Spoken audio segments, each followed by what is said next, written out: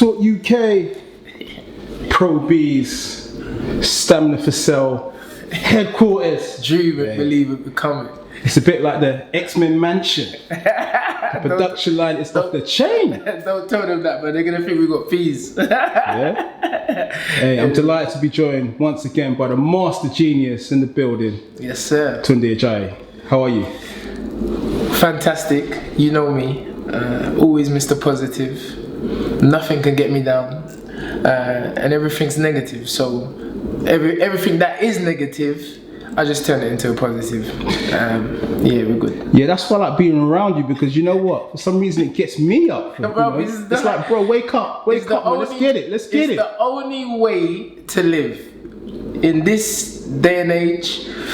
You know, if you want to rise above and think bigger than the environment, the key is to think positive and talk positive and be around positive people, and eventually that rubs off on you. And it's not pretense. Nobody's pretending. It's the real. Like people be messaging me like, "Bro, what are you always laughing for before you talk?" I'm like, "Bro, that's me." Yeah. Because this ain't no playing up for the camera.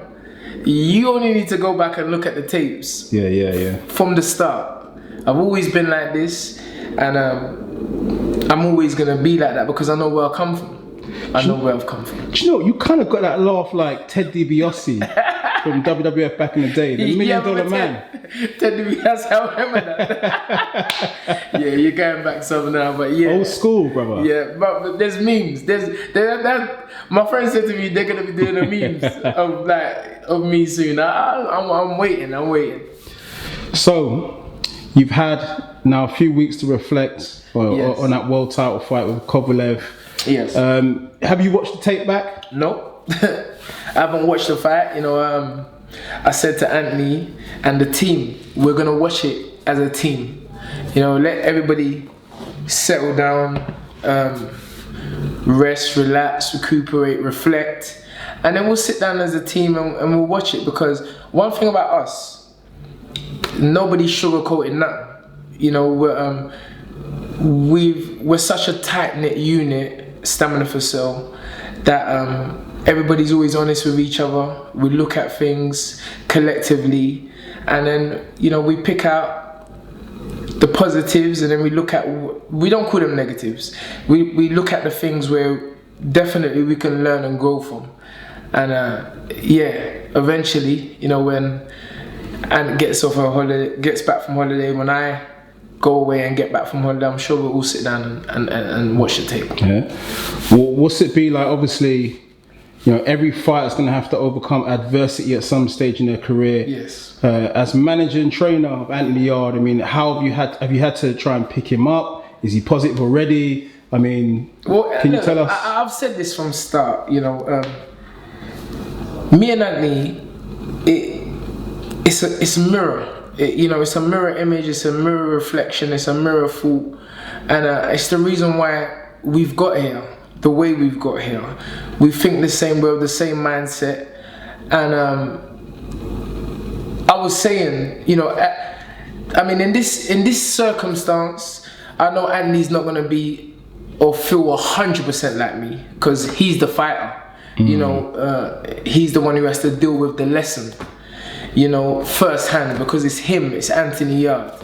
I can be there mentally, spiritually, as Andy always says to me, it's not physical because you're not feeling what I'm feeling right now. But like, I've been told I'm not allowed to say that no more, and I said, well, listen, it is what it is. You know, I can't say I'm feeling the pains and the aches and everything like that. So, but in every other aspect, you know, me and Anthony think the same. And my whole thing was like, I didn't feel upset. You know, I've taken 4 losses or around about that, you know, in 20 years as a coach, and I know how I felt. I didn't feel like this for this time. I felt like it was a victory, you know, in every aspect, in terms of the way we handled the event, going over to Russia, you know, dealing with the people, the change of food, the time, everything. I felt that we dealt with that so well, and the performance that we put on was magnificent. You know, some may think different, but it's like I keep saying, until you can show me a 12-fight novice, an 18-fight professional, 12-fight novice as an amateur, an 18-fight professional, someone who's been a pro less than 4 years or 4 years, who's done that? Who's done that? What team has done that? You know, Cutman Cam, one person who was in Southampton a few years ago, just come into boxing. Killer Cam, right? Cutman Cam. Coach Ajayi. Okay, big ass. I used to train Ajayi. You know, had his license maybe 2 years, 3 years. And already, the whole of this young batch of lions, you know, up there at the top of the sport. And let's get it right, bro. This is the top of the sport. You know, Sergey Kovalev is an elite fighter. I think a few years back, he was number 2 pound for pound. Yeah. So, my whole thinking towards the team, us, Anthony's performance, my performance was, yes, the lack of experience did show, but what it did show is that we got something. Because we're at the top of the mountain. Some people never reach here. And it's like I said, a wise man does at the beginning what a fool does at the end. So, Kovalev, right? Yes. A lot of people were amazed that he survived the 8th. I mean, people say he was literally saved by the bell, but the way the man recovered in the 9th, 10th, like some supersonic business. Wow. Well, listen. I'm just a positive person. And I think positive, and you know, it's not to say negative thoughts don't come in your head, but it's like I teach my team, when negative thoughts come in your head, which are always from the outside, cancel, just cancel. Think positive. Don't think there's an underhand of somebody. You understand what I'm saying? Because we can all make up those excuses. The way I look at it, I like, he uses powers of recuperation to get him. However magnificent they were, he used his experience, his powers of recuperation to recover. You know, I'm sure fighting in his hometown, he had that pressure on him, and he didn't want to let down the people. So, in the 60 seconds, something happened, you know, and he recovered. And Sergey is a great champion, and proved why. He's dominated. He's actually dominated. You know, the only person he never dominated was, and I say that's not what the scorecard said. The scorecard says he was ahead both times. I remember Floyd Mayweather saying that he beat Andre Ward the first fight. The first fight, yeah. Yeah. There was a lot of debate around the first fight. You understand what I'm saying? So you're talking about people, gold medalists. You're talking about people who were 31 fights in. Hopkins, a man who made the most middleweight title defenses in the history of the sport. None of them done what Anthony Yarde done to Kovalev. None of them had him rocky, ready to go.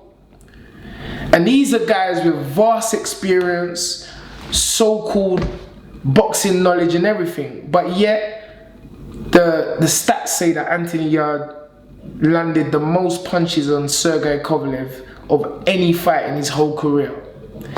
How can I be upset? Amazing. You know, funny thing is, I bumped into Andre Ward. Yes. Last week, Loma Campbell presser, and I asked him. I said, "Look, are you and Tunde cool?"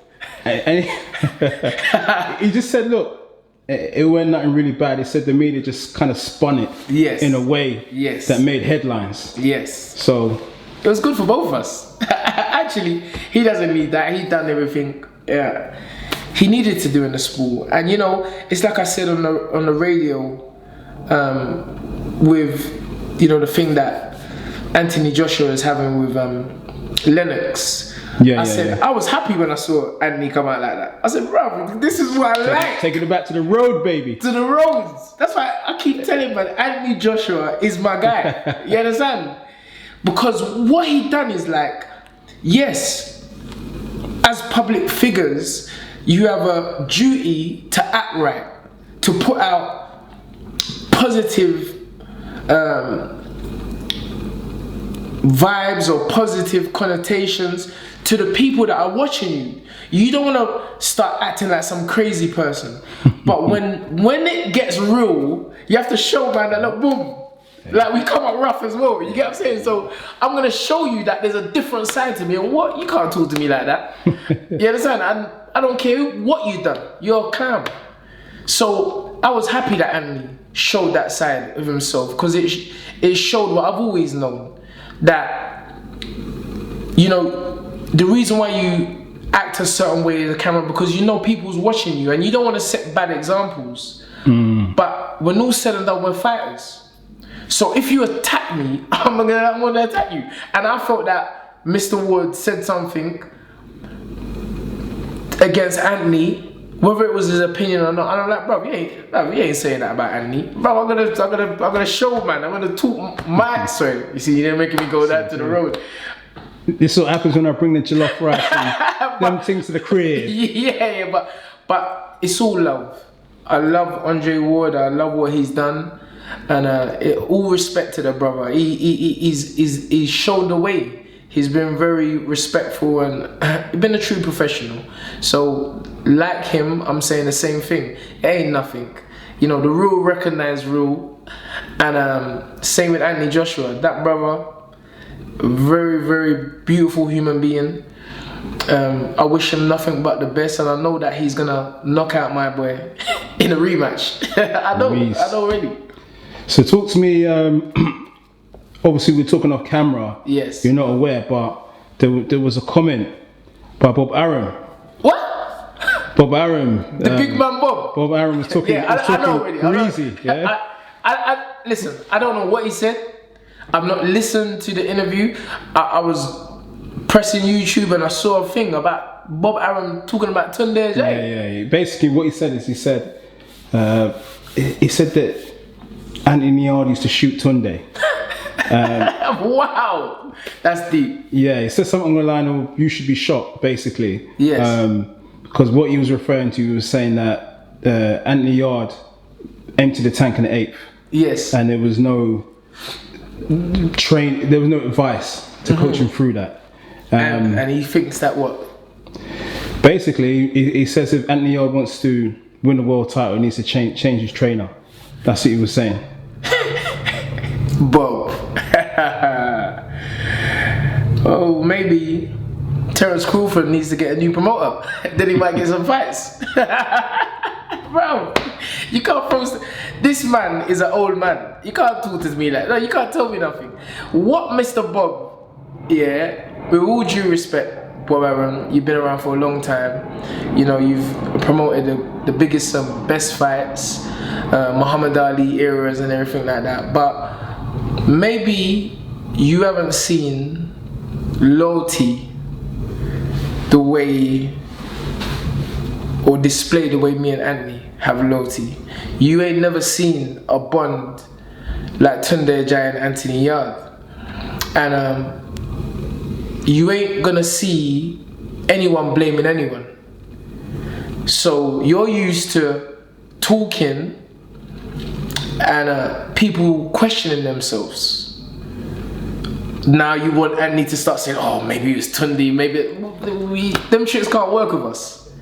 You know, because just like a lot of boxing people have said, Tunde's too close to Anthony. And I've always said the same thing. What am I supposed to be? You want me to be some distant person that just looks at on Anthony as, oh yeah, this is my way out the ghetto or something like that. It ain't like that with Anthony. I love Anthony. And Anthony knows that when he's in there, he's getting the honest truth. You know, nobody's perfect. We all make mistakes. And sometimes they're not mistakes, they're just lessons. In our case, it's lessons. And we learned.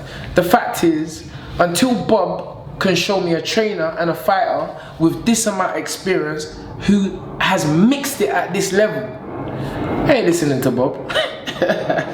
Bob don't know nothing where this is concerned. You may have promoted the biggest fights, but I just don't think,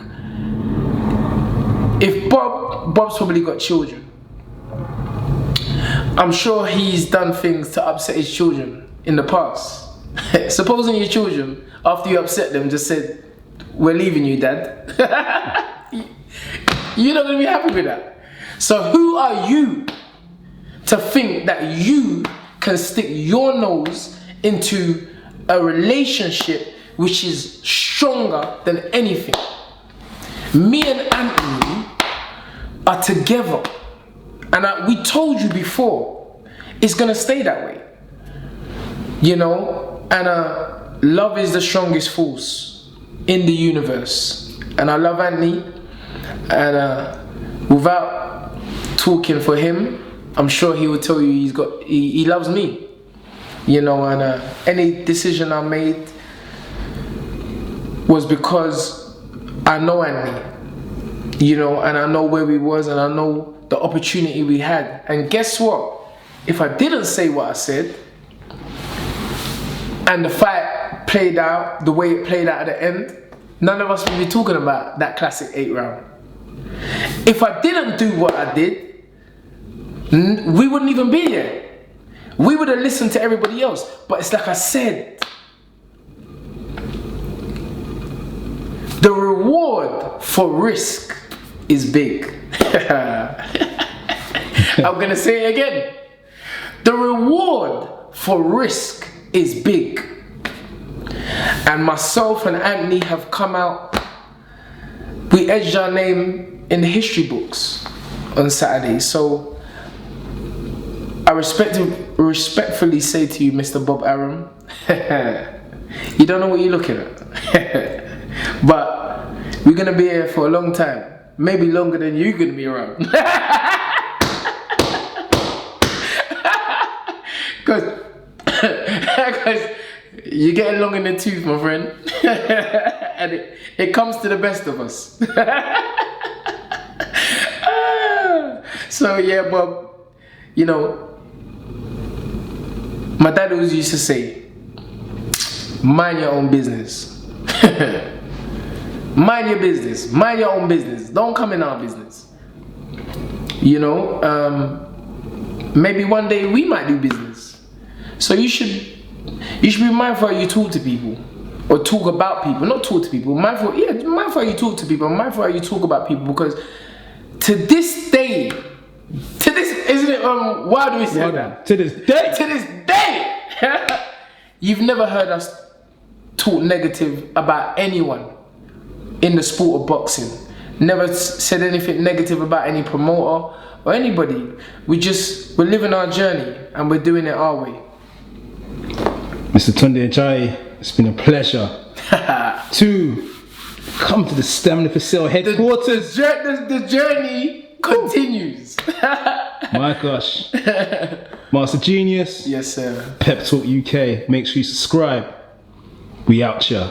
Thank you very much, bro.